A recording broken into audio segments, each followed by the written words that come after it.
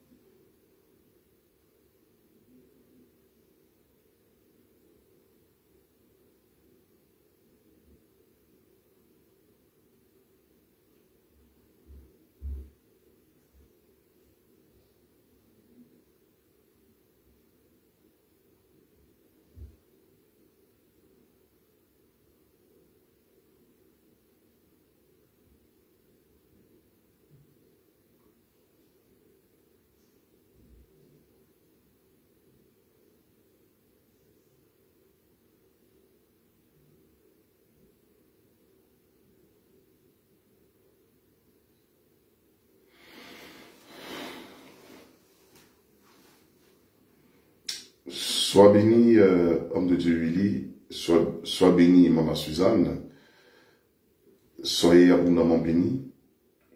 Merci de me confirmer sur la bonne qualité de l'audio et de l'image. Merci de me confirmer parce que nous avons beaucoup de choses à parler et comme ça nous pouvons tout de suite enchaîner sur notre partage du jour. Sois béni mon fils Séverin, sois béni, que ta maison soit bénie, que ma précieuse sœur soit bénie également. Sois béni, sœur Doriane, que l'Éternel couvre ta vie, ta maison et tes enfants. Merci. Merci pour les retours. Que l'Éternel soit glorifié. Donc, si le son et l'image sont OK, nous n'allons pas tarder à rentrer dans notre enseignement d'aujourd'hui. OK. Nous laissons encore 2 minutes. 2 minutes à nos frères qui connaissent peut-être des problèmes de connexion ou de retard de se connecter, afin que nous puissions partager ce moment dans la tranquillité.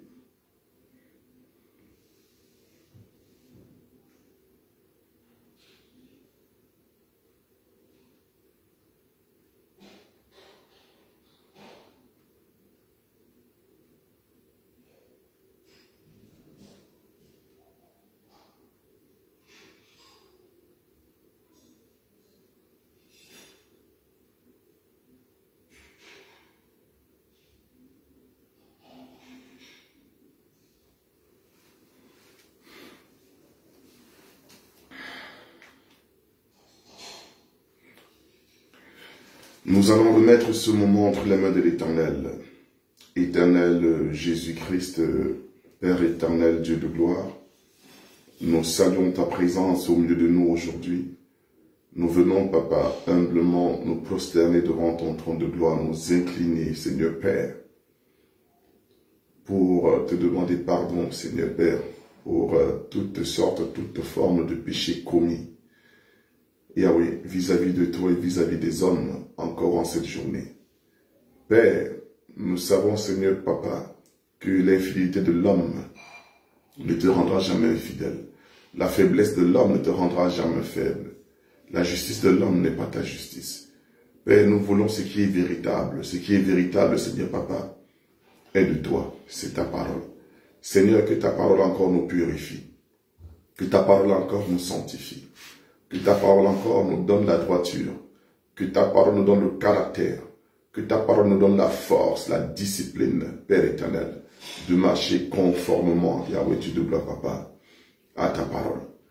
Que ton nom encore soit glorifié. Père, donne-nous l'oreille d'entendement. Ouvre nos yeux, Père éternel. Parle à tes enfants.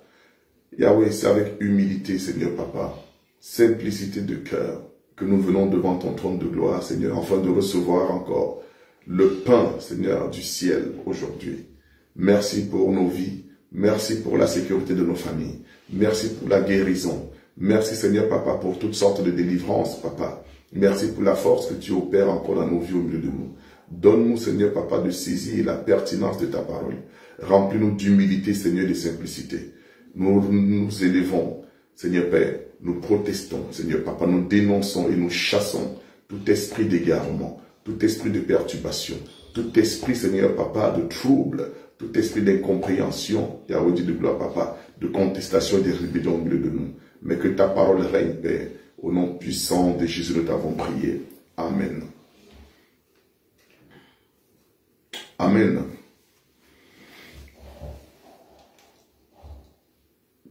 Que l'Éternel soit glorifié. Aujourd'hui, nous parlons du parler en langue. Amen. Nous parlons aujourd'hui du parler en langue. Nous avons déjà, par la grâce de Dieu, posé certains fondements par rapport à cet enseignement. Et personnellement, j'ai reçu des préoccupations au sujet du parler en langue. Et nous voyons également sur la toile, dans le monde également de l'évangile éternel, une diversité d'enseignements sur le parler en langue. Amen. Et nous ne pouvons pas rester insensibles quand nous croyons que l'enseignement n'est pas à sa place. Donc, nous avons le devoir, l'obligation de ne pas nous associer à certains enseignements et de dénoncer cela. Parce que celui qui ne dit rien consent, selon le livre de Nombre 33. Si tu gardes le silence alors que tu as une information, bien-aimé, tu te fais complice aussi. Nous précisons que cela dépend des contextes, bien évidemment. Vous savez, l'Église ne peut pas fonctionner sans les dons spirituels. Donc, quand on parle de parler en langue, on parle des dons spirituels. Amen. Avant ça, permettez-moi d'apporter la lumière sur certaines préoccupations des frères. Donc, j'ai reçu une préoccupation qui, déjà, n'est pas directement liée à notre préoccupation d'aujourd'hui, et je me dois quand même d'y apporter réponse. Amen. Donc, j'ai un bien-aimé, un précieux bien-aimé qui m'a soumis une préoccupation, celle de savoir, avoir la compréhension sur l'écriture de Juge 2 à partir du verset 20. Je lis au nom de Jésus. La colère de l'Éternel s'enflamma contre Israël, et il dit, puisque cette nation a transgressé mon alliance, que j'avais prescrite à ses pères, et puisqu'ils n'ont point obéi à ma voix. Juge 2, 21. Je ne chasserai plus devant eux aucune des nations que Josué laissa quand il mourut. Le bien-aimé veut savoir, que peut-on tirer de cette parole de l'Éternel? Pourquoi l'Éternel déclare, je ne chasserai plus aucune des nations que Josué a laissées quand il mourut? Pourquoi est-ce que Dieu parle de cette manière? Est-ce à comprendre que Dieu utilise en permanence l'adversité pour contrôler et discipliner son peuple? Dans ce cas, est-ce un amour vrai pour Dieu ou l'amour sans contrainte? Donc, le frère veut comprendre. Est-ce que Dieu nous donne la liberté réellement de l'aimer ou Dieu nous contraint à l'aimer? Parce que la contrainte de Dieu, d'après l'entendement du bien-aimé, ce serait de nous punir pour parler de manière simple lorsque nous transgressons la voie de l'Éternel. Est-ce qu'on peut donc dire qu'on a un amour vrai, authentique, quand on sait que quelque part, il y a cette contrainte, alors qu'il faut un amour vrai sans contrainte?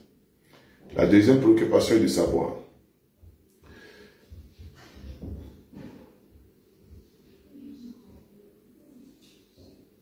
bon, ça, on nous reviendra plus tard au nom de Jésus-Christ. Bien. Sois béni, précieuse sœur Marie. Que Dieu te bénisse, qu'il bénisse ta maison. Je bénis les frères et les sœurs, ceux-là qui ont encore manifesté le caractère du sacrifice et qui ont assisté à la nuit de prière. Parce que pour ceux qui l'ont oublié, nous avions une nuit de prière hier le 26. Et actuellement, le bien-aimé Willy est en train de prêcher sur la prière. Le caractère de la prière. Le caractère des enfants de Dieu dans la prière. Mais nous nous étonnons toujours de voir que lors des nuits de prière, c'est le moment où beaucoup décident de dormir, décident de chauffer leur lit, décident de renouveler l'alliance avec le sommeil, avec la distraction, avec la fatigue.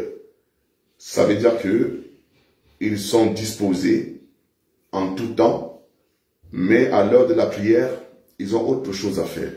Sois béni, mon précieux fils Gérard, que Dieu te bénisse, mon précieux frère, pour ta persévérance, pour vraiment tout ce dont tu déploies, pour t'attacher et pour servir l'Éternel, que Dieu te bénisse.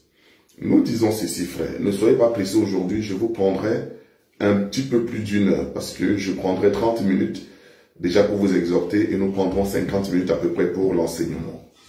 Je dis ceci, l'homme de Dieu, Willy, est en train de prêcher depuis pratiquement plus d'un mois sur la prière. Beaucoup ne saisissent pas la pertinence de l'enseignement. Nous sommes au temps de la fin. Alléluia. Quand vous entendez des enseignements, ne vous dites pas « j'ai déjà entendu ça ». Tu n'as pas toujours... L'enseignement ne s'entend pas de l'oreille, mais du cœur. Nous laissons l'esprit opérer quand nous écoutons des enseignements. On parle de l'enseignement de la prière et du caractère dans la prière. Mais quand on a une nuit de prière, comme je l'ai dit, c'est là où toi, tu te souviens que non, tu dois te reposer. Tu te souviens que tu dois dormir tôt. Tu te souviens que tu as une série à regarder. Moi, je me rappelle quand il y avait la Coupe d'Afrique, les choses mondaines. Beaucoup sont ceux-là et celles-là qui avaient la capacité de perdre, de sacrifier leur sommeil pour regarder le match du Cameroun, pour regarder les matchs voilà, de leur pays. Sois bénie, ma précieuse sœur Judith, que Dieu te garde, au nom puissant de Jésus-Christ. Beaucoup, nombreux sont ceux-là qui étaient occupés à regarder des matchs. Là, tu n'avais pas sommeil. Et nous savons que c'est un signe. La nuit de prière, c'est un moment de démarcation également qui révèle aussi, frère, aussi, pas toujours, qui révèle aussi le caractère et la dimension dans laquelle les enfants de Dieu opèrent. Et des choses que tu ne verras jamais dans ta vie si tu n'es pas un homme, une femme de prière. Tu ne verras jamais. J'ai expliqué la semaine dernière que l'invocation est une sorte de prière, mais est une prière qui démarque. Tout le monde peut prier, mais tout le monde ne peut pas invoquer. La Bible dit prier sans cesse. Que Dieu bénisse ceux-là qui sacrifient leur sommeil, qui sacrifient leur présence dans leur lit, leur présence devant la télévision pour obéir à Dieu. Je suis déjà en train de répondre à la préoccupation de mon frère. Si vous avez l'oreille, vous comprenez. Pourquoi? Parce que la nuit de prière, bien aimé, c'est une parole biblique. Alléluia. La Bible dit prier sans cesse.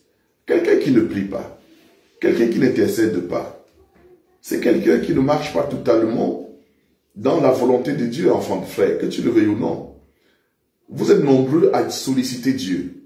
Parce que quand vous priez, c'est toujours vous voulez parler à Dieu. Mais vous voulez décider au moment où Dieu doit vous écouter. Vous voulez imposer à Dieu le moment où Dieu doit vous écouter. Donc quand il y a une nuit de prière, ce n'est pas ce moment-là que tu as envie de parler à Dieu. Il y a 2, 3, 4, 5, 6 personnes qui doivent se sacrifier, qui vont dans la nuit de prière, qui sacrifient leur lit, qui sacrifient leur maison, qui sacrifient leurs enfants en ce moment-là, qui viennent, qui sacrifient leur argent pour payer le transport, qui mettent leur sécurité humaine en jeu, physique en jeu, qui viennent adorer. Frère, mais tu crois réellement, enfant de Dieu, tu crois que Dieu, c'est un Dieu qui tolère des choses comme ça. Toi, tu crois que ta récompense sera semblable à celle de celui-là dont Dieu voit des sacrifices? Non. La Bible dit ce qu'un homme aura sémé, c'est ce qu'il va récolter. Vous êtes toujours à crier sur Dieu quand vous avez des besoins. Mais pour la soumission, parce que quand un homme de Dieu, quand les encadrants établissent un programme, c'est Dieu qui établit le programme. Parce que quand nous établissons un programme, c'est en accord avec le Saint-Esprit. Donc quand tu désobéis et que tu restes chez toi par paresse, par oisivité, tu pèches. La nuit de prière, nous comprenons que c'est une action déterminante pour un enfant de Dieu, pour la marche, pour les victoires d'un enfant de Dieu. Que Dieu ait pitié de toi, parce que ça révèle aussi à quoi tu es attaché. Vous pouvez donner toutes les excuses. Moi, je l'ai dit, il y a des gens qui n'ont jamais assisté à une nuit de prière. Jamais de leur vie. Mais il y a des choses que tu n'as jamais faites, mais tu veux que Dieu fasse des choses dans ta vie que tu n'as jamais vues. C'est impossible. C'est impossible. La Bible dit, il te sera toujours fait selon ta foi. Tu recevras selon ta foi. Frère, tu recevras, ma sœur, selon ta foi. Mon frère, selon ta foi. Dieu n'est pas un magicien. Dieu, c'est un Dieu de justice. Amen.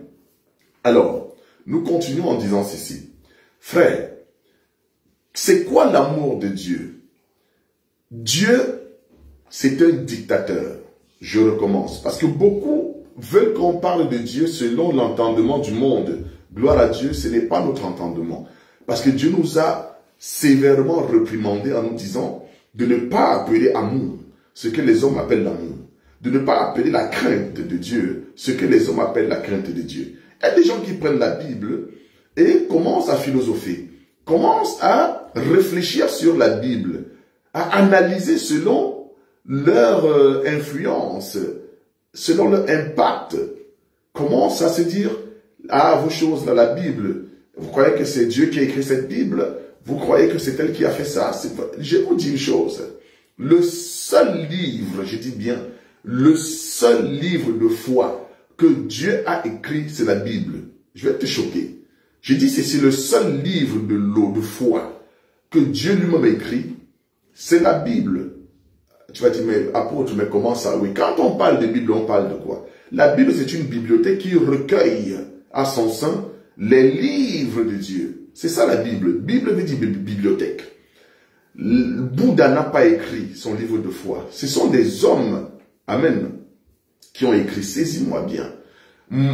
Allah, le Dieu des musulmans, qui n'est pas notre Dieu, fais attention. Parce que ne pense pas quand on dit, comme tu entends souvent les gens parler, Allah c'est Dieu. Allah n'est pas notre Dieu.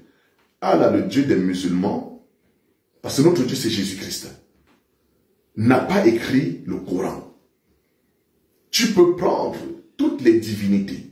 Ils n'ont pas écrit. Dieu lui-même a écrit la Bible. Oui. Parce que c'est Dieu lui-même qui a écrit sur les tables de la loi. C'est le doigt de Dieu qui a écrit. Amen. Dieu a écrit lui-même. Il a remis les tables à Moïse. La loi, parce que toute écriture, c'est la loi de Dieu. C'est Dieu lui-même qui a écrit. Les hommes maintenant, alléluia, tirés du fondement que Dieu a établi par le Saint-Esprit, ont encore développé, alléluia, la base de ce que Dieu avait déjà établi. Le livre de loi, c'est Dieu lui-même qui l'a écrit. La loi que Dieu donne à son peuple, c'est lui-même qui l'a écrite. Frère, donc quand Dieu donne une recommandation, c'est le doigt de Dieu, c'est la bouche de Dieu. C'est l'autorité de Dieu. Alléluia. Donc nous comprenons que quand nous disons que nous voulons aimer Dieu de manière d'un amour vrai, c'est quoi un amour vrai? Un amour vrai, c'est celui qui a la parole de Dieu, comme je l'ai expliqué la semaine dernière. Parce que la Bible dit, même si je donne ma vie pour mon frère, pour ma femme, pour mes amis, pour mes sœurs, mais si je n'ai pas l'amour, je ne suis rien. Mais pourtant, selon les hommes, donner sa vie pour quelqu'un, c'est le sacrifice ultime. C'est le sacrifice ultime. Mais la Bible déclare que tu peux faire cela, mais pourtant tu n'as pas l'amour. L'amour, c'est avoir la parole de Dieu. L'amour, c'est le caractère de la soumission à la parole de Dieu. Donc je peux faire toutes choses. Si je n'ai pas le caractère, si je n'ai pas la parole de Dieu, je n'ai rien. Je bénis mon précieux frère Roger. Que Dieu te bénisse, frère Roger. Si je n'ai pas l'amour, donc nous ne raisonnons pas, nous ne philosophons pas sur la parole de Dieu, mais nous comprenons que la parole de Dieu dans nos vies est une démarcation, est la manifestation de l'amour de Dieu. Quand Dieu nous donne sa parole, quand Dieu nous donne sa loi, c'est un signe que Dieu nous aime. Parce que quand tu n'as pas la parole de Dieu, quand Dieu ne t'a pas donné sa parole, tu es un païen. Parce que c'est quoi un païen? Un païen, ce n'est pas celui qui ne prie pas. Un païen, ce n'est pas celui qui ne gêne pas seulement, non. Un païen, c'est celui qui n'est pas en alliance avec Dieu. Amen. Mais l'alliance avec Dieu s'est faite au travers de sa parole.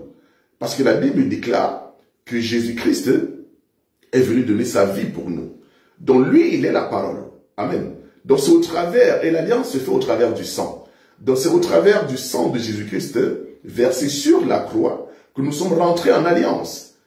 Mais Jésus-Christ, c'est lui la parole.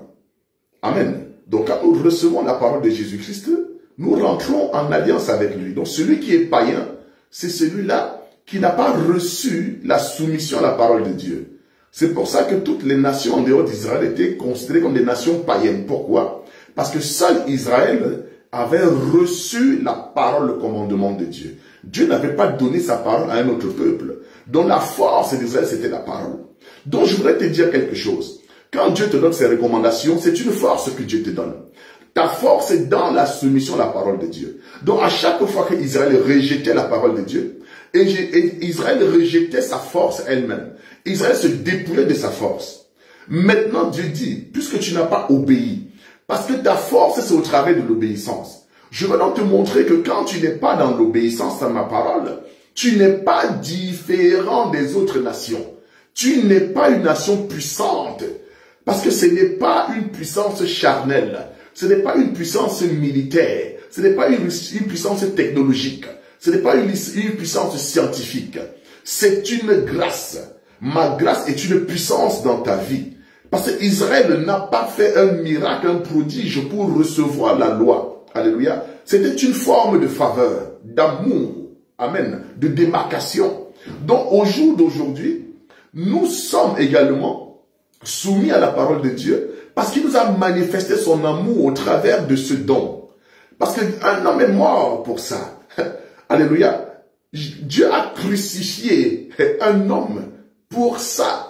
Mais toi, tu crois que tu peux manifester ton amour dans la vie de Dieu en dehors de ce sacrifice? Dieu te dit non. Amen. Dieu te dit non. Parce que ceux-là dans le monde qui pensent qu'ils veulent avoir un amour sans contrainte.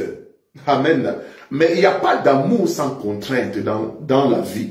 Dieu est dictateur dans la mesure où c'est lui qui donne le bien et c'est lui également qui donne le mal. Il dit, je crée la lumière et je crée les ténèbres. Il fait apparaître la lumière et il manifeste les ténèbres. Il dit, il fait le bien et il manifeste l'adversité. C'est Dieu qui fait ça. Pourquoi? Pour faire manifester et triompher sa gloire. Alléluia. Donc la vérité est que quand nous sommes soumis à la parole de Dieu, c'est seulement en ce moment-là que nous montrons aux yeux des païens que nous sommes un peuple élu. Mais quand nous désobéissons à la parole de Dieu, nous nous dépouillons de ce qui fait notre force. Donc l'amour de l'Éternel, c'est la soumission à sa parole. Dieu n'interprète pas la contrainte selon les hommes. C'est nous. Parce que nous croyons que la contrainte, c'est de faire ce qu'on t'oblige de faire selon les hommes. Non. Mais pour Dieu, c'est l'amour. Parce qu'un enfant de Dieu doit garder toujours la dimension spirituelle doit avoir une trajectoire. Pourquoi? Parce que Dieu a dit que le cœur de l'homme est mauvais depuis son enfance. L'homme ne peut pas faire ce qui est bien. Quelqu'un qui n'a pas la capacité de faire ce qui est bien, c'est quelqu'un qui a besoin d'être instruit et conduit. Comme nous sommes limités humainement dans la connaissance, dans la force, dans la sagesse, il a donc plu à Dieu de venir nous enseigner le bien et de nous dire d'y rester. Je prends un exemple. Quand tu dis à ton fils, mon frère, ma soeur, ne pose pas telle action, ne fais pas ci, ne fais pas ça, pour ton fils, c'est une forme de contrainte. Comme l'homme de Dieu disait hier, c'est une forme de contrainte. Parce que Dieu dit une chose et le monde enseigne une autre chose. Dieu dit, enfants, soyez soumis à vos parents. Honore ton père et ta mère. Mais le monde dit, déshonore ton père et ta mère. Mais tu vas voir que la liberté dans la vie d'un enfant du monde, c'est de désobéir. C'est ça leur liberté. Parce que quand on parle de liberté de soumission, c'est par rapport à une loi. Alléluia. Il n'y a pas une liberté qui soit infondée. Non, il y a toujours un fondement. Amen. Mais notre liberté, notre amour, c'est dans la parole de Dieu. C'est ça l'amour de Jésus-Christ. C'est ça cet amour. Ce n'est pas la contrainte, parce que même le monde est sous une contrainte. Parce que la Bible dit que c'est Satan qui dirige ce monde. Donc en réalité, personne n'a une liberté quelconque. Satan te donne l'illusion. Satan donne au monde l'illusion d'une liberté. Je fais ce que je veux, je sors comme je veux, je m'habille comme je veux. Il y a même cette forme de liberté qui est rentrée dans les couples. Mon mari n'a pas le droit de me dire n'importe quoi, de m'interdire de sortir, de me dire avec qui je vais marcher, de me dire de ne pas faire tel travail, de ne pas faire telle chose. Ça aussi, c'est la liberté selon le monde. Mais c'est une liberté qui s'oppose à la liberté de Dieu. Parce que la liberté de Dieu, c'est la parole de Dieu. Il dit, vous recevrez, vous connaîtrez la vérité, et la vérité vous affranchira. Regardez Israël. Israël sort de l'Égypte. Amen. Ils vont dans le désert. En Égypte, ils avaient une contrainte. Ils n'étaient pas dans une forme de liberté. Mais quand ils sortent de l'Égypte, ils tombent dans ce que nous appelons la liberté de Dieu, qui est la contrainte de Dieu. Je ne sais pas si tu me saisis. Ça veut dire qu'il vaut mieux être sous le joug de l'Éternel, parce que c'est salutaire. Mais la liberté de Satan va te détruire. Dieu amène les enfants qu'il aime à lui obéir. Et il pose des limites. Alléluia. Et Dieu pose des limites. C'est ça l'amour de Dieu. Amen. Donc nous disons oui, Dieu c'est un dictateur dans la mesure où c'est lui qui sait ce qui est bien pour toi. Il sait ce qui est mauvais. Donc il a posé des fondements et des limites. Il ne laisse pas ses enfants marcher n'importe comment. Il dicte selon sa loi comment les enfants de Dieu doivent se comporter. C'est ça le véritable amour. Parce que nous ne nous connaissons pas nous-mêmes. Nous croyons que si Dieu enlevait ses lois, nous ferons ce qui est, nous ferions ce qui est bien, mais c'est faux. Si Dieu nous enlève sa loi, nous devrons tout de suite, et sa faveur et sa grâce, frère, nous devenons pire là que ceux-là dont nous dénonçons des actions. Donc c'est la parole de Dieu qui nous garde. Ce n'est pas que nous sommes meilleurs que les autres. Amen. Mais c'est juste que Dieu nous a fait grâce. Et dans cette faveur-là, nous pouvons aujourd'hui dénoncer certaines actions. Amen. Bien, je vais avancer. Je parle aujourd'hui, parce que là j'ai pris 30 minutes pour exhorter comme je l'ai dit. Maintenant nous rentrons dans notre enseignement. Je pense que tout le monde est connecté, que Dieu te donne vraiment l'esprit de l'entendement. J'ai écouté plusieurs enseignements sur le parler en langue, même dans des assemblées des saints et également dans la bouche de ceux-là que nous respectons dans l'enseignement et que nous glorifions l'Éternel pour le travail qu'ils ont accompli. Mais nous disons ceci, c'est que Dieu a établi des hommes également pour sonner l'alerte, pour attirer l'attention des enfants de Dieu, afin que par une erreur, par une forme de, comment dirais-je, je ne veux pas employer un langage très dur, parce que je crois que notre enseignement n'est pas basé sur l'erreur, mais un homme de Dieu peut se tromper. Donc, déjà répondant à la préoccupation d'un frère, un fils qui m'a posé la question depuis pratiquement un mois, je n'ai pas eu le temps de répondre à sa préoccupation. j'ai reçu aussi une vidéo sur un homme de Dieu qui a prêché sur le don du parler en langue. Donc, et dans l'enseignement de cet homme de Dieu, que je respecte beaucoup, il déclare que toute langue, quand Dieu parle du don du parler en langue, toutes ces langues-là, c'est des langues audibles ou encore intelligibles. Donc, selon lui, il n'y a pas un parler en langue qui soit inconnu des hommes. Saisissez-moi bien. Selon lui, on ne peut pas dire qu'on parle en langue et qu'aucun homme ne puisse comprendre. Donc, dans toute la dimension du parler en langue, dans toutes les dimensions, ce sont des langues intelligibles. Donc, tu ne peux pas dire que tu es saisi par l'esprit, tu commences à parler une langue qu'on ne comprend pas et tout. Selon lui, ce n'est pas ça. Donc, ce serait une mauvaise compréhension pour nous ou pour ceux qui ne pensent pas comme lui de croire de cette manière-là. Bon, nous disons ceci. On ne contredit pas un enseignement, on le refute. Pour refuter un enseignement, il faut y apporter des éléments bibliques. Et nous allons commencer à expliquer les choses. Parce qu'aujourd'hui, beaucoup de frères et de sœurs sont frustrés dans les assemblées, des saints aussi, parce qu'ils ont le sentiment qu'ils sont épiés, ils sont jugés. Parce que quand ils étaient dans des églises mortes, comme nous disons, ils avaient des manifestations, des dons, et quand ils étaient dans les assemblées des saints, beaucoup ont le sentiment qu'on l'assemblée des saints les dépouille des dons, des caractères. Nous allons voir ce qu'il en est.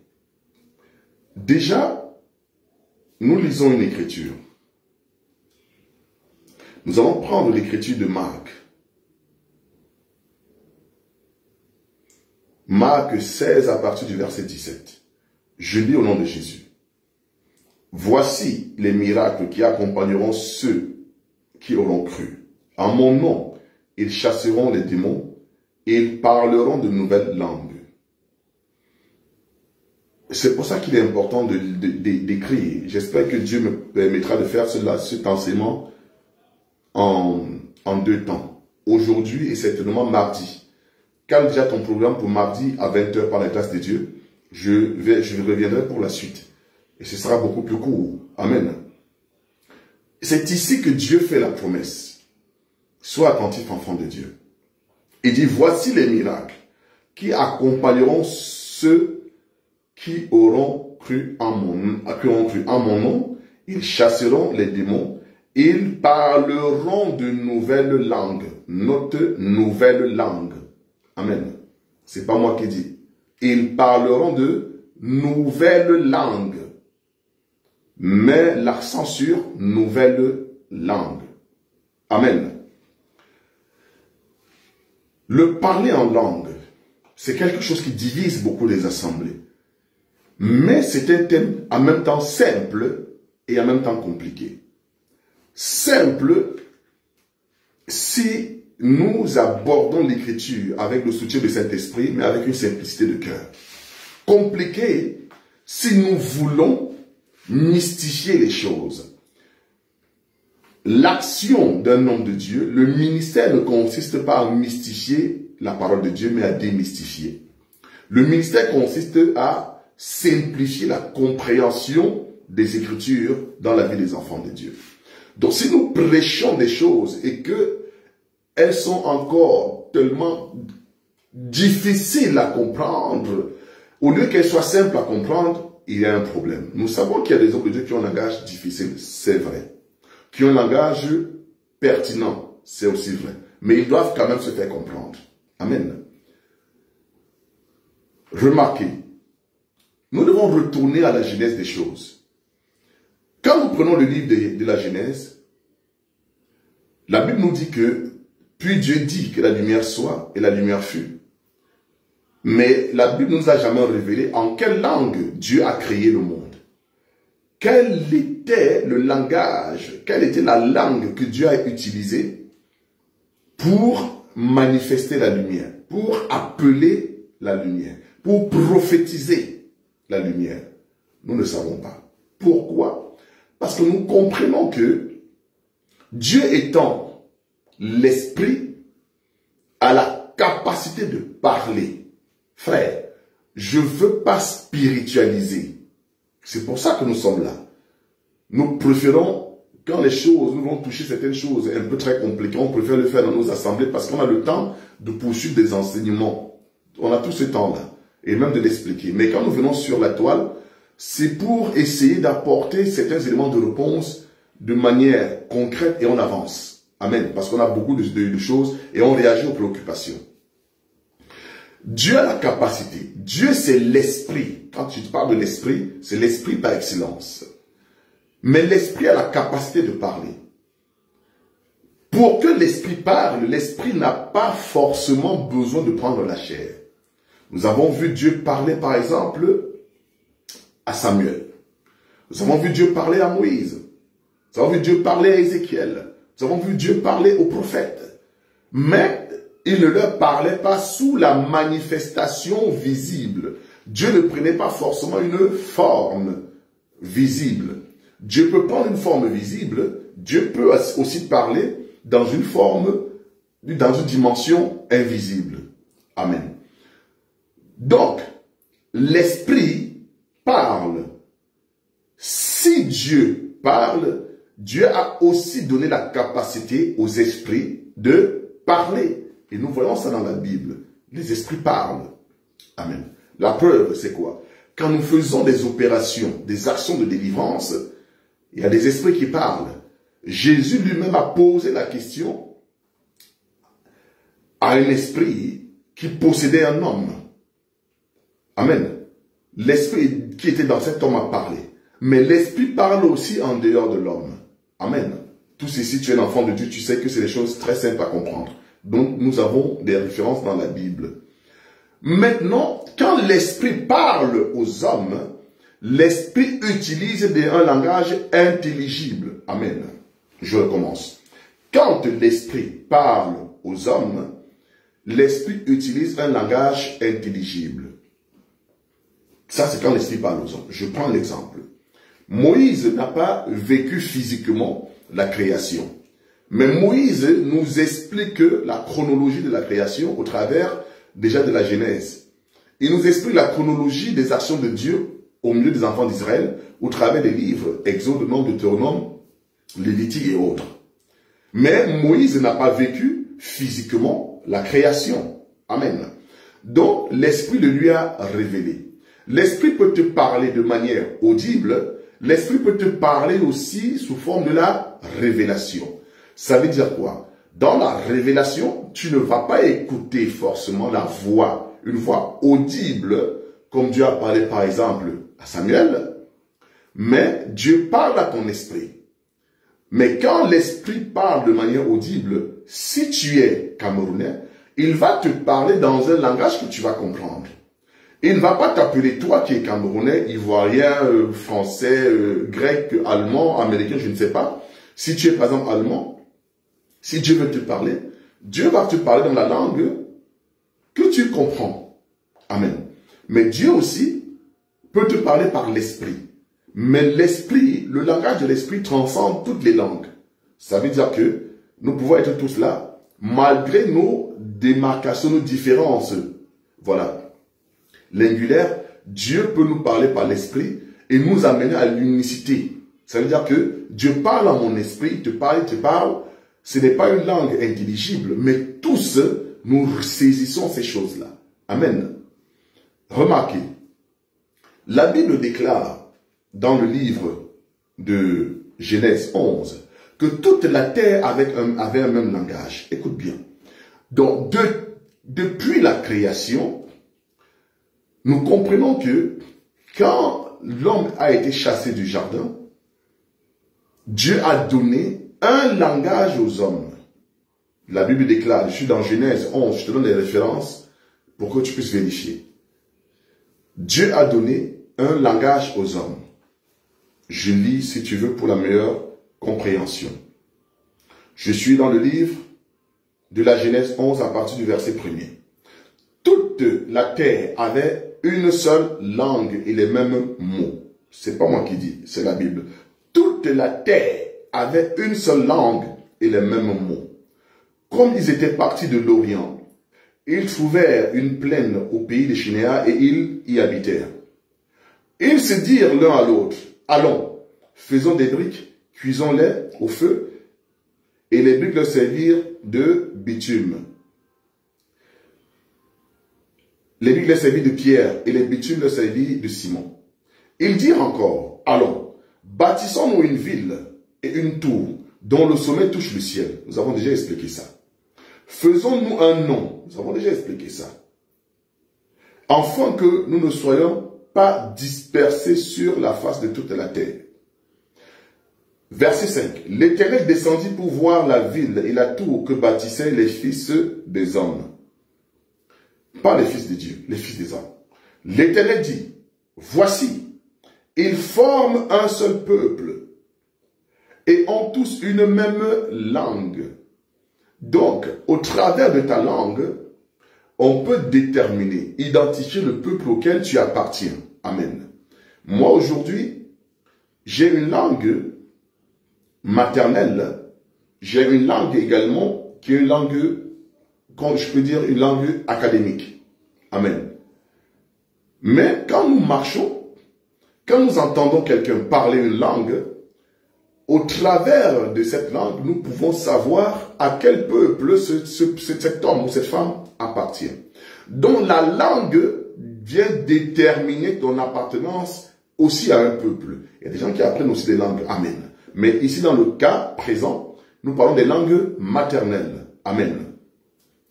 Donc la Bible déclare, Dieu dit que toute la terre avait une seule langue.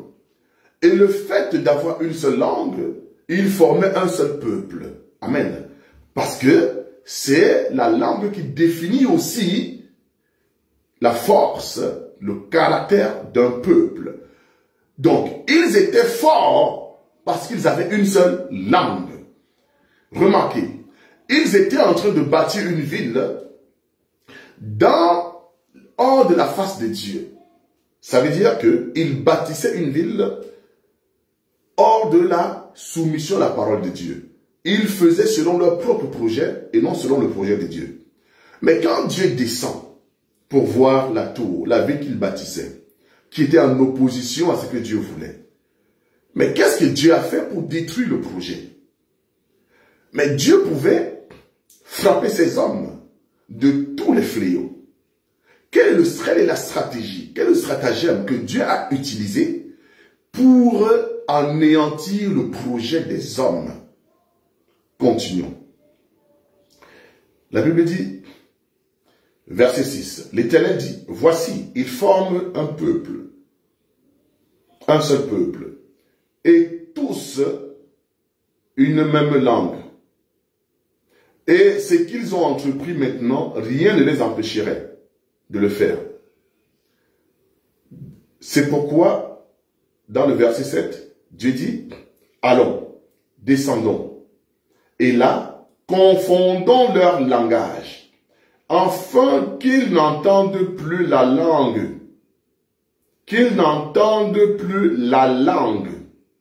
les uns des autres. L'Éternel les dispersa, loin de là, sur la surface de la terre, et ils cessèrent de bâtir la ville. La Bible nous dit que les hommes ont cessé de bâtir la ville simplement parce que Dieu avait confondu leur langage. Donc ici, Dieu leur a donné une diversité de langues. Alléluia. Que l'Éternel soit glorifié. Dieu ici leur a donné une diversité de langues dont ils ne parvenaient plus à se comprendre les uns les autres et ils se sont dispersés. Donc la dispersion est venue du fait qu'ils ne se comprenaient plus. Si on ne se comprend pas, on ne peut pas produire quelque chose. On ne peut pas construire quelque chose. on ne peut pas soutenir une même vision si on ne se comprend pas. C'est pour ça que Jésus disait aux Juifs, pourquoi ne comprenez-vous pas mon langage? Alléluia. Pourquoi ne comprenez-vous pas mon langage? Ici, c'est Dieu qui disperse ceux-là qui avaient entrepris de bâtir une tour. Donc nous comprenons que à Babel, Dieu a confondu les langages. Ils ne se comprenaient plus les uns des autres. Ils n'avaient plus un seul langage. Donc c'est ici que sont sortis le langage des Camerounais, le langage des Ivoiriens, le langage des Berbères, le langage je sais pas, ceux qui sont en Amazonie, tous ceux. Bref, c'est à Babel que chaque nation a pu avoir une langue. C'est pour ça qu'aujourd'hui, les nations ne peuvent pas se comprendre. Il y a des guerres partout. Amen. Déjà, quand tu allais quelque part, le fait de ne pas parler la même langue que moi, c'est déjà un problème. Ça crée le tribalisme, ça crée la discrimination. C'est quoi le tribalisme? C'est quelqu'un qui n'est pas de ma communauté. Alléluia. La discrimination, c'est quelqu'un qui n'est pas de ma communauté. Donc, ça s'est passé à Babel. L'esprit de la discrimination, l'esprit du tribalisme, les hommes l'ont hérité de Babel. Parce que moi, je suis tel, toi, tu es de tel pays, toi, tu es ivoirien, toi, tu es congolais. Le Congolais va parler congolais avec son frère pour que l'Ivoirien n'entende pas. Le Camerounais va essayer de parler sa langue pour que tel n'entende pas. C'est comme ça que même dans nos propres pays, dans nos propres villes, il y a des discriminations simplement du fait de la langue. Parce qu'on ne parle pas la même langue. Même si j'ai des capacités intellectuelles, je n'ai pas droit à certaines positions, à certains postes. Parce que je ne parle pas la même langue que ceux-là. Amen. Vous voyez que, ici, ça vient de Babel.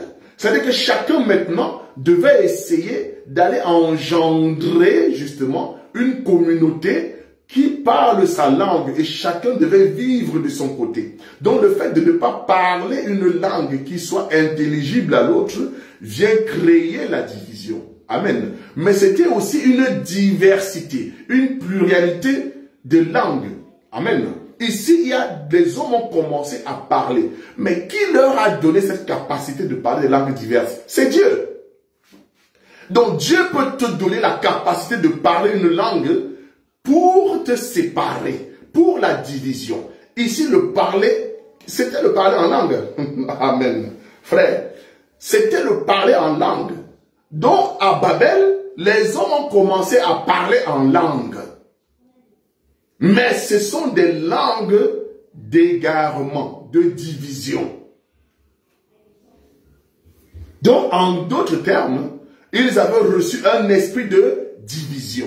Parce que dans le monde aujourd'hui, nous voyons que le fait de ne pas parler la même langue que quelqu'un qui n'est pas de mon village, ça nous divise. Vous allez voir, même lors des cérémonies de mariage, pas cérémonie de mariage, même dans des projets de mariage, on va demander à la femme, ton mari là est de quel village? On va demander à l'homme, ta femme là est de quel village? Quand on va dire, ton village, les gens là sont comme ça. Les gens, en fait, on va commencer à te discriminer par rapport à ta langue. Ah, moi, je n'aime pas les Bassa. Les Bassa, ils font des problèmes. Et moi, je n'aime pas, les Yaoundés. Les Yaoundés, là, vraiment, c'est des gens qui sont trop bizarres. Ah, moi, je n'aime pas les Bamileki. Ils aiment trop l'argent. Moi, je n'aime pas savoir, c'est des gens, c'est des parvenus. Ils ne font jamais rien. Ils vendent tout. Moi, je n'aime pas. Mais à chaque fois, quand on parle de Sawa, c'est une langue. Quand on parle au Congo, je ne sais même pas quelle langue ils parlent là-bas, des Balouba, c'est une langue. Quand on parle des Bété en Côte d'Ivoire, c'est une langue. Chaque pays, vous allez trouver ce qu'on appelle des communautés, des ethnies, des villages, qui se diffèrent par rapport à leur langue. Ça, c'est l'esprit de Babel. Amen. C'est l'esprit de Babel. C'est là-bas que Dieu a donné ça. Dieu n'a pas donné la langue aux hommes du monde pour s'entendre. Non. Dieu a donné la langue au monde pour la division. C'est pour ça que chaque peuple recherche d'abord lui-même son expansion, sa domination et sa puissance. Mais avant, ils étaient un seul peuple. Parce qu'ils parlaient une seule langue, ils voulaient tout pour tous. Maintenant, parce qu'on ne parle pas la même langue, je veux des choses pour ma communauté, pour ceux-là qui parlent ma langue. Vous allez voir des hommes politiques, ils vont vous dire que non, il y a trop il y a trop de tel ennemi dans telle obédience politique, il y a trop, ce n'est pas normal, ceci. On juge les gens, on évalue les gens par rapport à leur appartenance ethnique. Et quand on parle d'ethnicité, on parle de langue. On parle de langue. Parce que quand toi et moi nous parlons français, il n'y a pas de problème. Quand on se rencontre quelque part, on parle français, il n'y a pas de problème. Pourquoi? Parce que ça devient aussi une langue universelle. Mais quand je vais commencer, où tu m'entends parler ma langue maternelle, ton jugement sur ma personne va changer. Ton jugement sur ma personne va changer. Pourtant, toi et moi, quand on parlait une même langue, on se sentait proche. Mais quand je vais commencer à parler une langue du Ndé, une langue de l'Ouest, du Sud-Ouest, du Nord-Ouest, du Nord, du Centre, tu vas commencer maintenant à me discriminer. Tu vas dire, ah, ce sont les. Ah, ce sont les. C'est l'esprit de Babylone. Mais quand on parle tous en français, la langue, amen, quand nous parlons tous en anglais, il n'y a pas de discrimination. Parce qu'on se comprend. Alléluia. Parce qu'on se comprend. La discrimination peut venir au niveau peut-être de la couleur. Mais au niveau de la langue, on se comprend. Donc à ce niveau-là, il n'y a pas de discrimination. C'est Babel. Donc je te rappelle encore que Dieu a donné la langue pour la division du monde et non pour l'unicité. Mais quand Dieu vient en Israël, il dit, pourquoi ne comprenez-vous pas mon langage? Voilà quelqu'un qui est israélite. Voilà quelqu'un qui est juif. Mais il parle à ses frères juifs. Il leur parle dans un langage audible, intelligible, mais ils ne comprennent pas. Amen. Ils ne comprennent pas. Donc quand nous sommes enfants de Dieu, nous avons un langage que le monde ne comprend pas. C'est pour ça que Dieu vient nous dire, n'appelez pas conjuration ce que le monde appelle conjuration. Ne craignez pas ce qu'il craint. En d'autres termes, Dieu nous dit que nous n'avons plus le même langage. On n'a plus le même patois. Amen. Car ça, on dit qu'il parle dans sa langue maternelle. La langue, c'est le patois. Donc les enfants de Dieu ont des patois, ont un patois. Amen. C'est ça aussi qui nous caractérise. Ça veut dire que quand nous sommes enfants de Dieu, nous avons un langage qui nous caractérise. Et le langage n'est pas seulement un langage verbal. C'est une marche. C'est une marche. C'est un caractère. Le caractère, c'est un langage. La foi, c'est un langage. Amen. C'est ça qui nous démarque. Mais Dieu vient dans Marc 12, 17. Il dit, voici les miracles. Dans les miracles, il dit, ils parleront quoi? De nouvelles langues. Amen. Maintenant, quand nous prenons, par exemple, le livre de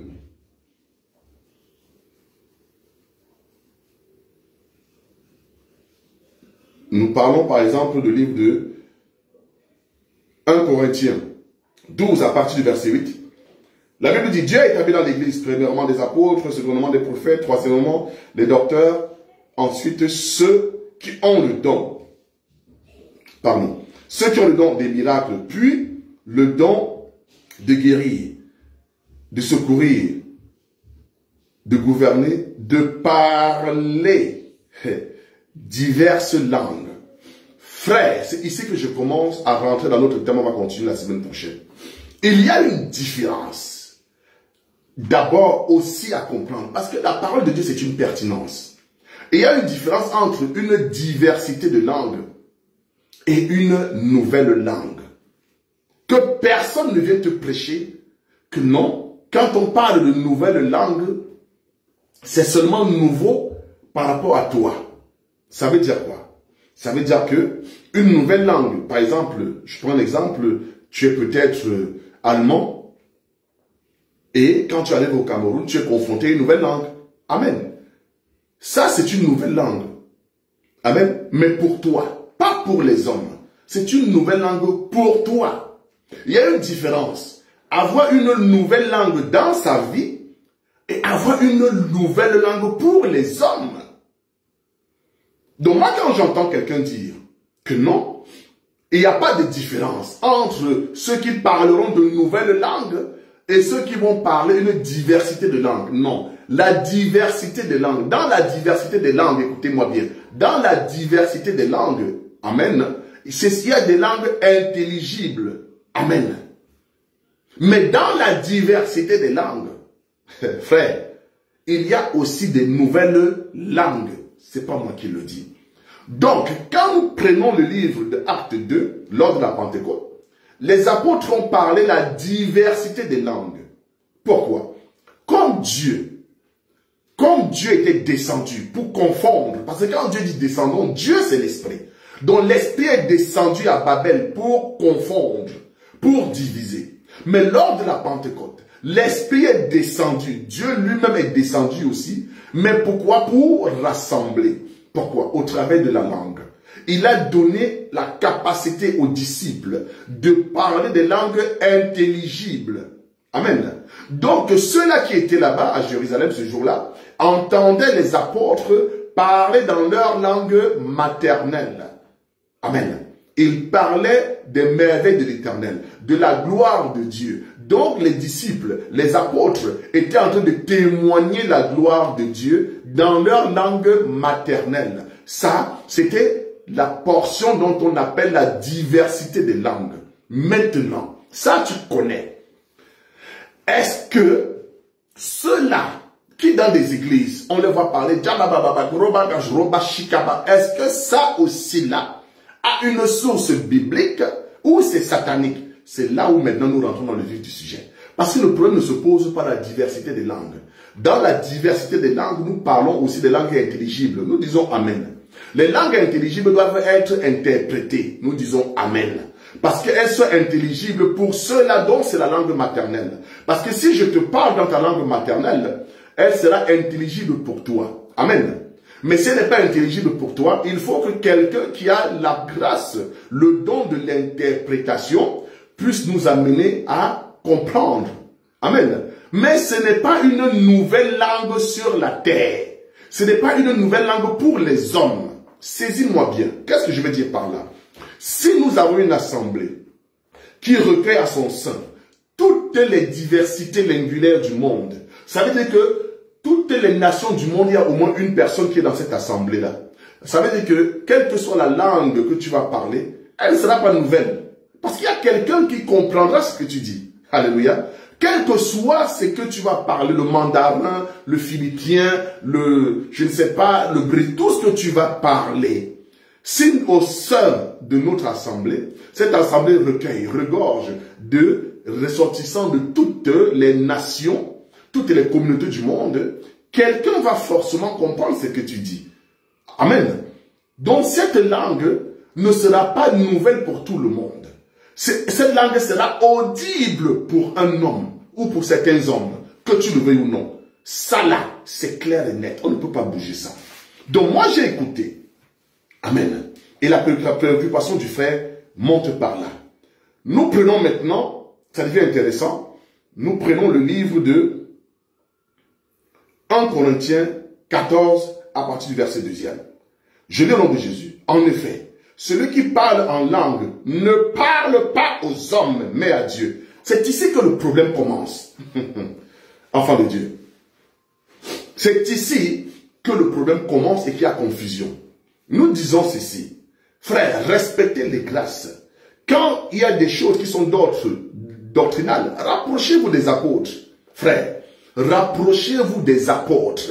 Quand on veut poser une doctrine, quand on veut comprendre des choses pour marcher doctrinalement, ayez l'humilité de vous rapprocher des apôtres. Parce que là, vous placez mal l'écriture.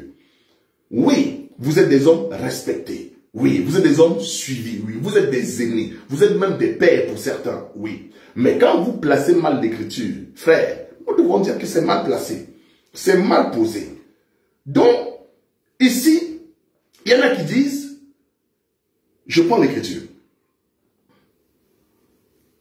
Comme je l'ai dit, nous sommes dans 1 Corinthiens 14. J'espère que ça t'arrive, enfant de Dieu. Que Dieu te fasse grâce et que tu saisisses vraiment ce que nous disons. 1 Corinthiens 14 à partir du verset 2e.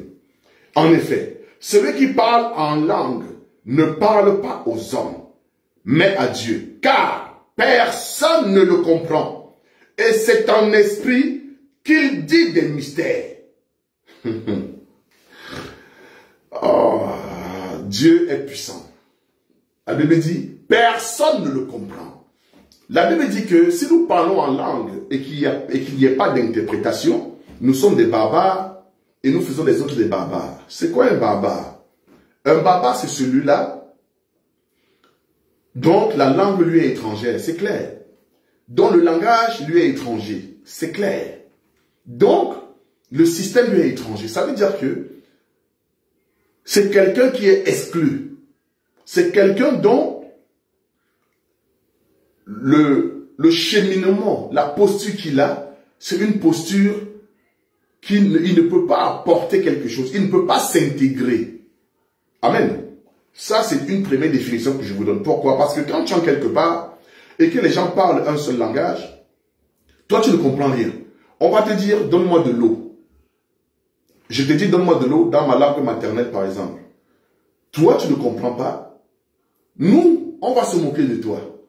Parce que tu ne comprends pas notre langue. Tu deviens un barbare. Parce que ma langue, c'est une langue qui n'était pas intelligible. Donc, c'est pour ça que quand on dit d'un homme, voilà, ça c'est un barbare. Les hommes interprètent ça aussi en disant, il est bête. C'est un barbare. Il n'a pas d'intelligence. Il ne comprend pas. Il fait des choses bêtement. Parfois dans la brutalité. Donc, c'est quelqu'un qui n'a pas un esprit. Qui ne marche pas selon la compréhension. Donc, la Bible dit que si nous parlons en langue, nous sommes des barbares pour ceux-là qui ne comprennent pas. Et nous faisons des barbares. Donc, nous comprenons qu'à Babel, Dieu a rendu le peuple barbare. Un peuple qui ne se comprend pas, qui ne peut pas communiquer, qui ne peut pas marcher selon une vision, c'est un peuple barbare. Donc ils ne se comprennent pas. Donc la barbarie, d'abord, c'est le fait de ne pas comprendre l'autre. C'est le fait de ne pas saisir. Amen. Le barbare aussi, c'est celui-là qui n'a aucune intelligence. Mais si tu ne me comprends pas, comment est-ce que ce que je dis va susciter en toi une intelligence? Parce que le fait de poser une action qui découle de ce que j'ai dit, c'est la manifestation d'une compréhension. Donc celui qui ne comprend rien, on va dire c'est un toto, on va dire c'est un barbare. Mais c'est moi parce qu'il ne comprend pas ta langue. Mais est-ce que le fait de ne pas comprendre ta langue veut dire que je suis bête? Non. Est-ce que le fait de ne pas parler l'anglais veut dire que je suis bête? Non. Est-ce que le fait de ne pas parler français veut dire que je suis bête? Non. Le français c'est la langue d'une personne, d'une nation. L'anglais c'est la langue d'une nation. Moi, j'ai ma langue maternelle. Mais nous avons élevé la langue des autres au-dessus de nos langues. Ça veut dire que celui qui parle français avec un bon français raffiné, toi, tu le vois supérieur à toi, alors qu'il ne peut pas parler ta langue. Toi, ta langue, est 10 fois compliquée que le français. Ta langue maternelle, mais tu maîtrises ça. Mais tu as placé la langue d'une autre personne, d'une autre nation au-dessus de ta langue. Alléluia. Ça, nous faisons juste une parenthèse et puis on avance. Remarque une chose. Donc, il y a des nouvelles langues, ce n'est pas moi qui dis. Et 1 Corinthiens 14 est clair. C'est lui qui parle en langue. Mais ici, c'est de quelle langue dont il s'agit? Vous savez, Dieu donne des choses en bloc. Mais dans ça, il y a des compartiments. Frère, il y a des compartiments. La Bible est claire. La Bible dit 1 Corinthiens 14, verset 2. En effet, celui qui parle en langue ne parle pas aux hommes, mais à Dieu. Car personne ne comprend. C'est en esprit qui dit les mystères. Personne, aucun homme ne comprend. Donc ici, ce n'est pas une langue intelligible. Point. Il y a des langues intelligibles. Il y a aussi une langue qui n'est pas intelligible. Frère, quel que soit les... je ne sais pas, tu vas faire des amalgames. Quel que soit ce que tu vas dire, c'est clair et net. Oh Dieu. Ici d'abord, apprenons d'abord à respecter d'abord les apôtres. Beaucoup prêchent d'abord des choses parce qu'ils ont... En fait, parce qu'ils voient des choses comme ça. Beaucoup prêchent leur croyance. Croyant prêcher la foi des apôtres. Beaucoup prêchent leur vision, leur ressentiment, leur compréhension. croyons prêcher la compréhension. Non, la chose est claire. Il dit celui qui parle en langue, mais c'est de quelle langue ici? Ça, c'est des nouvelles langues. Dans la diversité des langues, il y a aussi diversité, mais dans la dimension des nouvelles langues. Et la Bible dit, les hommes ne comprennent pas point. Donc, quand je parle cette langue-là, si tu ramènes toutes les tribus du monde entier, la Bible dit, personne ne comprend. C'est tout. Personne. C'est des mystères. Donc, il n'a pas été donné aux hommes de comprendre. Mais une langue intelligible, quelqu'un va comprendre. Quelqu'un va comprendre. Pas d'amalgame. Les choses sont claires. Respectez chacun son ministère, frère. Les choses sont claires d'abord ici. Il faut d'abord dire Amen d'abord, clairement. Paul dit ici, nous savons que oui, Paul enseigne des choses difficiles. Amen. Mais dire que Paul enseigne des choses difficiles n'est pas un argument. L'argument, c'est dans l'explication et la démonstration que la chose est difficile. Ce n'est pas dire que Paul enseigne des choses difficiles et même les choses qui sont faciles, vous voulez les rendre difficiles. C'est facile. Faut pas dépouiller les enfants de Dieu des dons et des grâces par vos enseignements. Ici, c'est d'abord clair que celui-là qui parle en langue, personne ne le comprend. C'est dans l'absolu, personne. Pas certaines. Personne ne le comprend. Ça veut dire que ce n'est pas une langue qui est accessible aux hommes. Alléluia. Ce n'est pas accessible aux hommes. Mais ça fait partie des dons. C'est dans la portion des nouvelles langues. Pas dans la...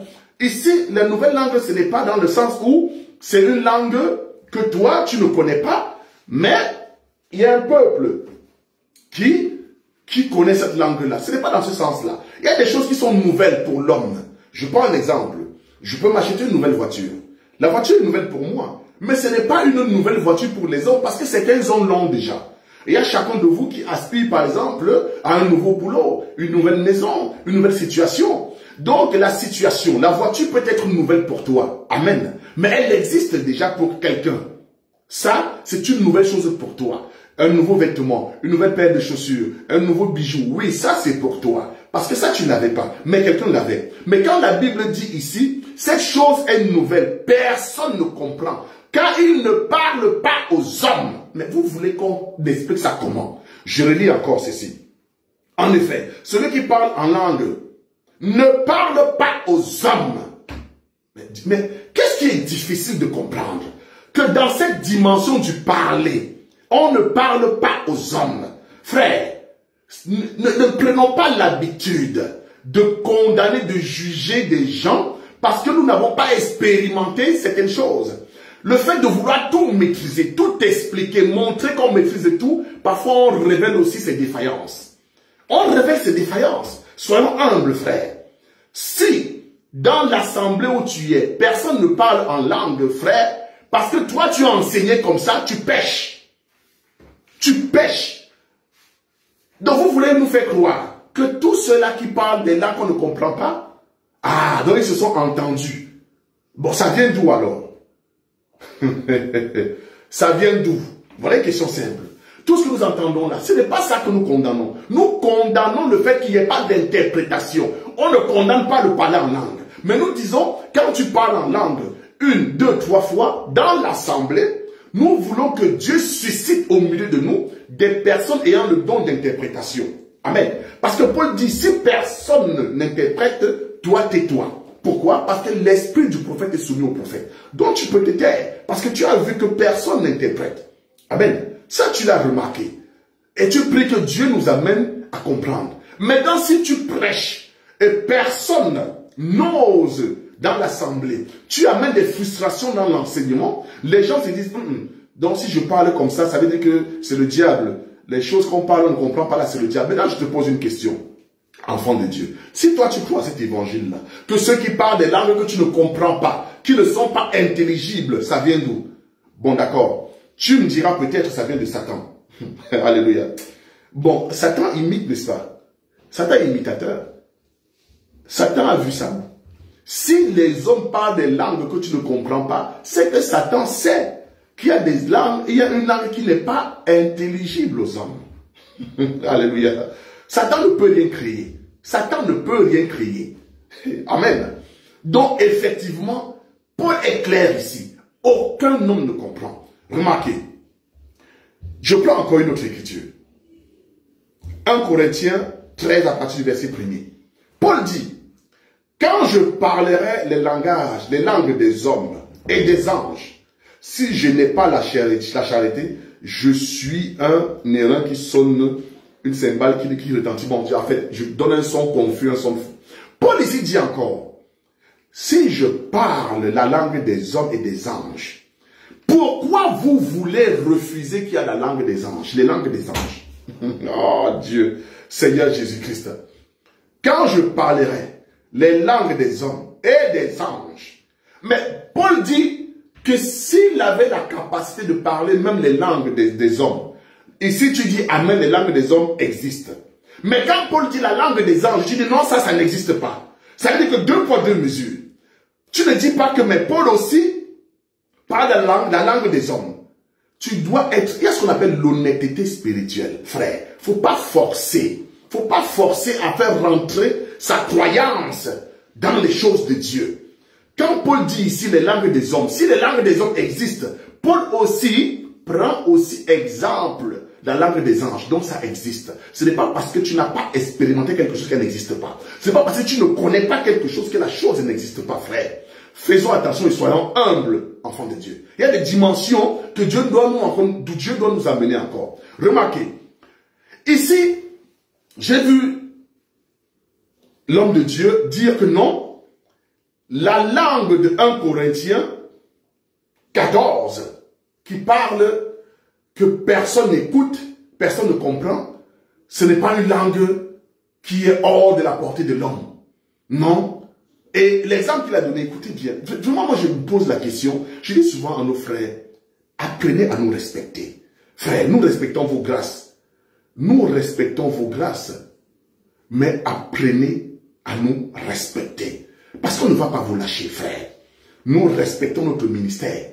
Et ça, c'est le temps. Personne ne viendra plus prêcher n'importe quoi. Et nous, on va vous écouter. Nous respectons votre ministère. Nous respectons la grâce que Dieu a mise sur vous. Mais l'authenticité et la vérité, c'est ça que nous regardons dans la prédication. Donc, ce que tu ne connais pas, ne dis pas que ça n'existe pas. Mais Paul dit que ça existe. Tu ne peux pas nous dire que non, Paul prêche des choses difficiles. Donc, quand Paul dit que les langues des hommes existent, tu dis amen. Mais Paul parle de la langue des anges. Comme c'est hors de ta portée, tu dis non, ça là. Est-ce que les anges ont donc une langue?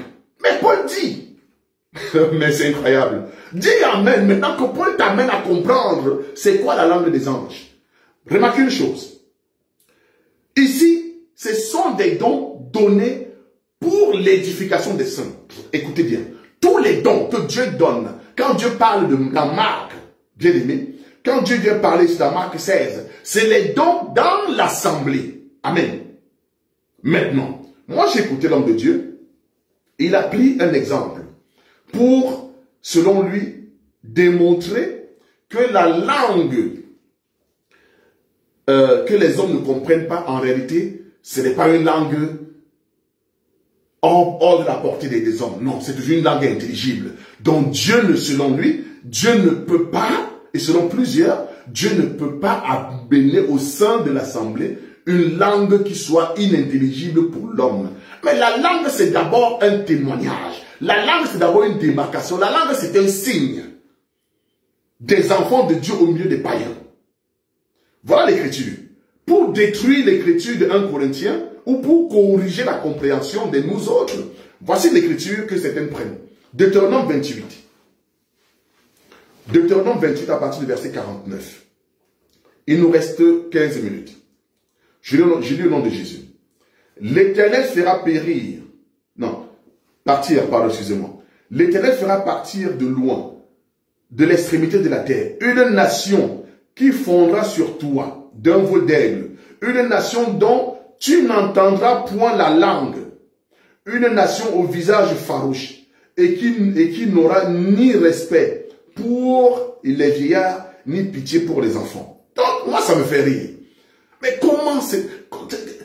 Je ne comprends pas. Comment, frère, un homme de Dieu, tu peux t'asseoir et dire, l'écriture de 1 Corinthiens 14, en réalité, est égale à Deutéronome 28, verset 49. C'est pour ça que nous disons souvent, dans le monde de l'évangile éternel, faites attention, enfants de Dieu, nous vous disons ça. Faites attention à qui vous écoutez. Faites très attention.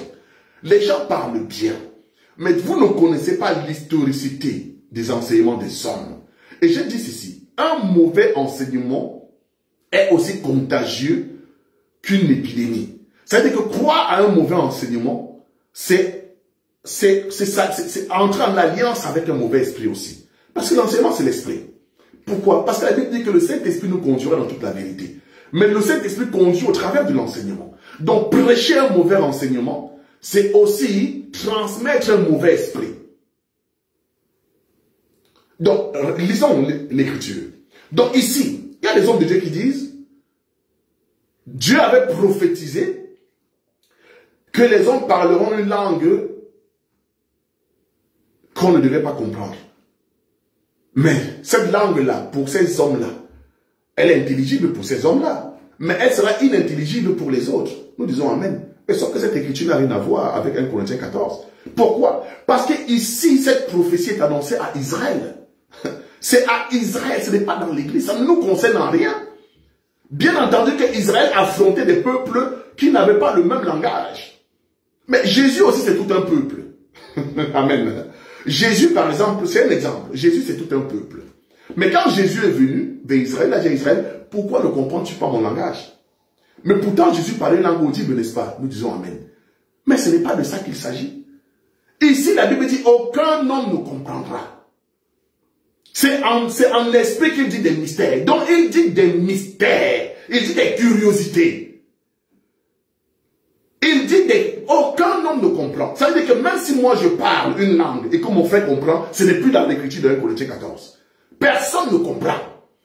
C'est-à-dire que même ma femme, quand je prie, même si nous sommes nés du même village, de la même tribu, même si nous sommes des mêmes parents, issus des mêmes parents, elle ne peut pas comprendre. Ça, c'est 1 Corinthiens 14. Aucun homme ne comprend. Mais la prophétie de Deutéronome, mais ça, c'est Israël. Ce n'est pas dans l'église. Ce n'est pas par rapport à l'église. Ça n'a rien à voir. Donc, effectivement, il y a des nouvelles langues. Je prends un exemple. Quand Jésus est venu, les gens se posaient la question, quelle est cette nouvelle doctrine? Amen. Les gens disaient, quelle est cette nouvelle doctrine? Mais tu veux me dire ici qu'une nouvelle doctrine, les gens prêchaient déjà comme Jésus?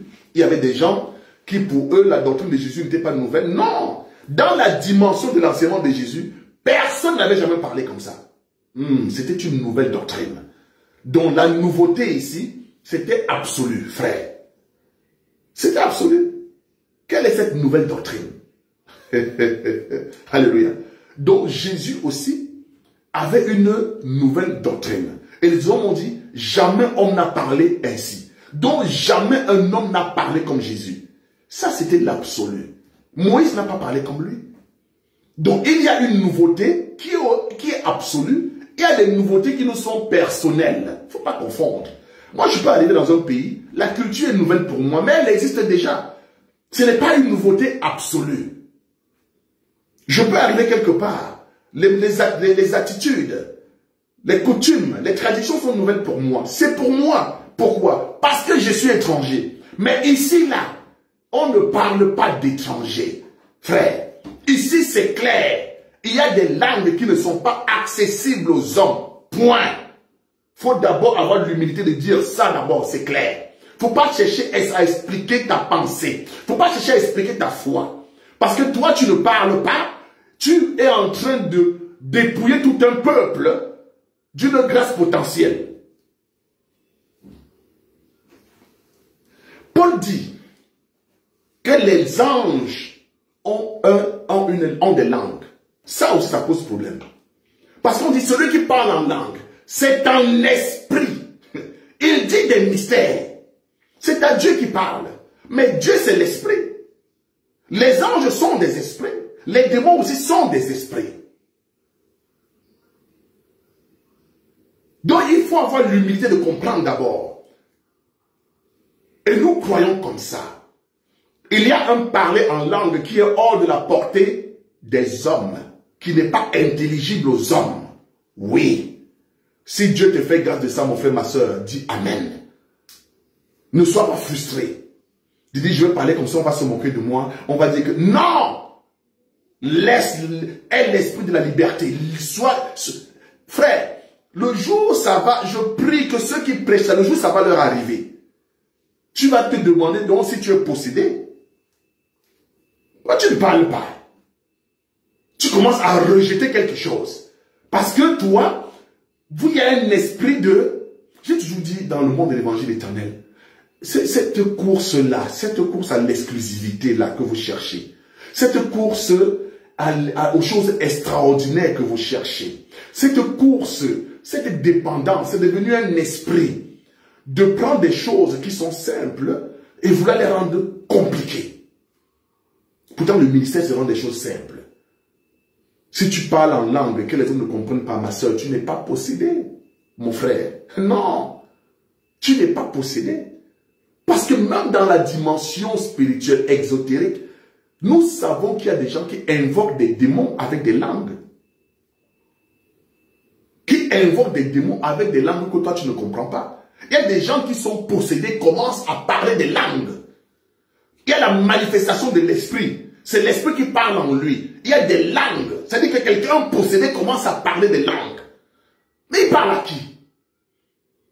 Il y a quelqu'un qu'on délivre, il commence à parler. Il commence à dire des choses. Tu crois qu'il ne parle pas? Tu crois qu'il fait quoi? Quand on invoque des démons, il faut qu'on invoque les démons comment? Dans certaines dimensions. Comment? En français? Non. Les gens qui invoquent, mais toi tu es là, tu ne comprends pas. Parce qu'il dit des choses que tu ne peux pas comprendre. Oui, il y a des langues qui sont intelligibles. Amen. Il y a des langues qui sont inintelligibles, qui ne sont pas réservées à la compréhension de l'homme. La Bible dit, personne ne comprend, c'est l'absolu, frère. Tu peux prendre 4 traductions de Bible, ça ne change rien. Personne ne comprend. Personne ne comprend. Donc effectivement, il y a des langues. Quand on dit que Dieu fait nous grâce, parce que nous comprenons que si Dieu suscite à un frère, une sœur, dans l'assemblée, de parler une langue que personne ne comprend, c'est pour un but. Nous devons aussi demander à Dieu de faire nous la faveur, homme de Dieu, Seigneur, qu'on interprète, parce que si c'est au milieu de nous, c'est pour que nous soyons bénis. Pour que nous puissions comprendre.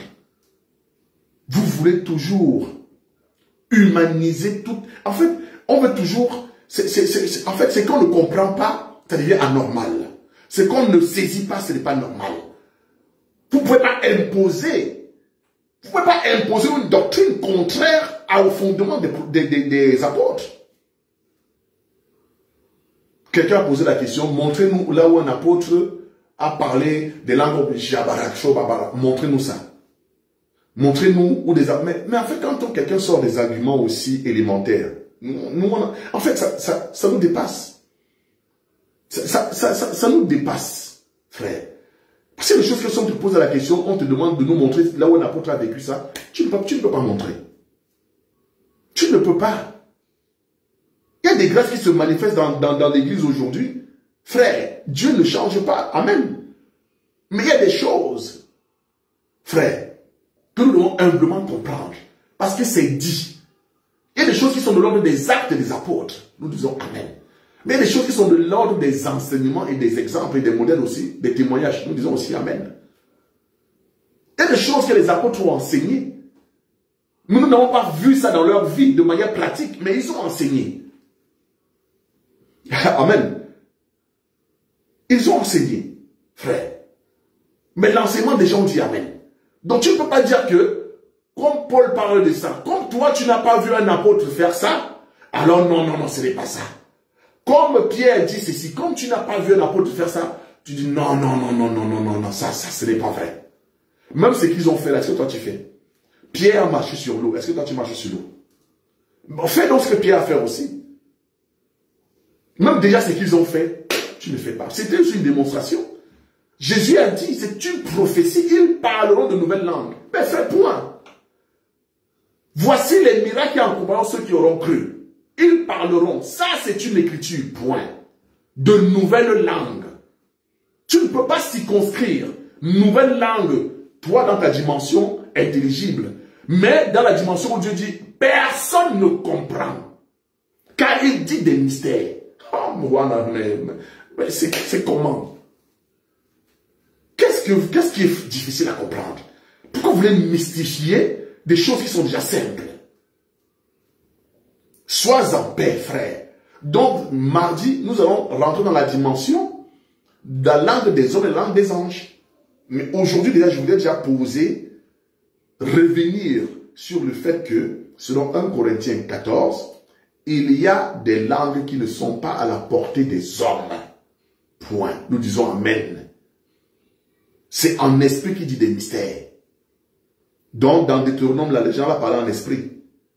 Il disait, c'est en esprit qu'il parlait à Israël. Il disait des mystères en Israël en esprit. Aucun homme ne pouvait comprendre.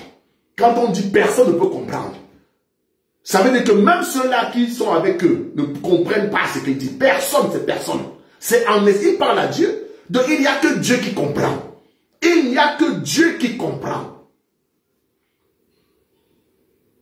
Vous nous demandez maintenant où est-ce qu'un ange est venu, il a parlé, là, on n'a pas compris. Mais quand l'ange vient parler, alors il parle dans un langage intelligible pour que l'on comprenne. Il parle dans un langage intelligible pour que l'on comprenne. Enfants de Dieu, nous allons respecter notre temps. Il est 21h30. Je vous bénis pour votre patience, pour votre présence. Que l'Éternel soit glorifié. Nous nous retrouvons par la grâce de Dieu. Si Dieu nous fait grâce mardi, à partir de 20h, ce sera très court. Entre 20h et 21h mardi prochain, pour parler sur la langue des hommes et la langue des anges. Est-ce que les anges parlent une langue? Nous allons parler de ça. Amen. Donc, que Dieu te bénisse et j'espère avoir répondu également à la préoccupation de mon précieux fils également qui m'a posé cette préoccupation. Donc, dans la diversité, il y a, comme on dit, quand on parle de diversité, c'est-à-dire que c'est une pluralité en fait. Amen. Mais nous y reviendrons par la grâce de Dieu et nous allons toucher les profondeurs. Je vous exhorte encore à la vie de sanctification. Je vous exhorte à la vie de l'abstinence au péché, enfant de Dieu. Fais attention. Prends soin de toi. Ne tombe pas dans la faiblesse. Ne tombe pas dans la faiblesse, enfant de Dieu. Ne tombe pas dans la faiblesse. Que l'Éternel, vraiment comme Paul le dit, Paul dit, tous parlent-ils en langue? Non. Tous prophétisent-ils? Non. Si tu ne parles pas en langue, ça ne veut pas dire que tu n'es pas un enfant de Dieu. Parce que Paul aussi a posé la question, tous parlent-ils en langue? Non. C'est un don. Amen. C'est un don. De parler en langue, c'est un don. Tout le monde ne peut pas parler en langue. Je suis désolé. Tout le monde ne peut pas. Ce n'est pas la marque absolue. Parce que Paul dit, tous parlent-ils en langue? Non. Tous prophétisent-ils? Non. Mais aspire. Alléluia. Mais quand Dieu t'a fait cette grâce-là, tu dois la chérir. Il y a des dimensions que tu entres et tu parles à Dieu. Parce que quand on va toucher ça, parce qu'on dit, celui qui dit des mystères, c'est Dieu. Parce que quand tu parles de langue audible, l'ennemi comprend. Il y a des choses qu'on va parler. Pourquoi est-ce que Dieu permet que tu parles dans une langue où personne ne comprend? Il dit des mystères à Dieu. Donc même Satan ne comprend pas. Oh, on va toucher ça mardi. Parce que quand c'est l'esprit lui-même qui suscite, parce que la Bible dit qu'un soupir, c'est une prière. Mais Satan ne peut pas saisir le soupir. Parce que le parler en langue, c'est aussi un soupir. Donc que personne ne vienne entraver ta dimension avec Dieu. Parle en langue. Que Dieu suscite encore ça en toi. Parle encore plus au nom de Jésus-Christ. Seigneur, merci pour ce moment. Merci pour cette grâce que tu nous as donnée. Merci pour ce temps. Père, élève encore notre niveau. Donne-nous de comprendre encore, Papa, tes enseignements. Donne-nous de marcher, Seigneur, et d'expérimenter encore les dons spirituels. Glorifie ton nom. Papa, je te recommande, Seigneur, tes enfants encore cette nuit. Merci pour les serviteurs de l'Éternel. Merci pour ceux-là au Cameroun qui ne se fatiguent point. Merci pour des sœurs qui sont aussi des compagnons, qui travaillent avec des frères, qui travaillent. Bénis également ces sœurs-là, qui sont, Seigneur Père, actives dans tous les programmes d'organisation, dans tous des programmes que nous menons dans les assemblées des saints au Cameroun.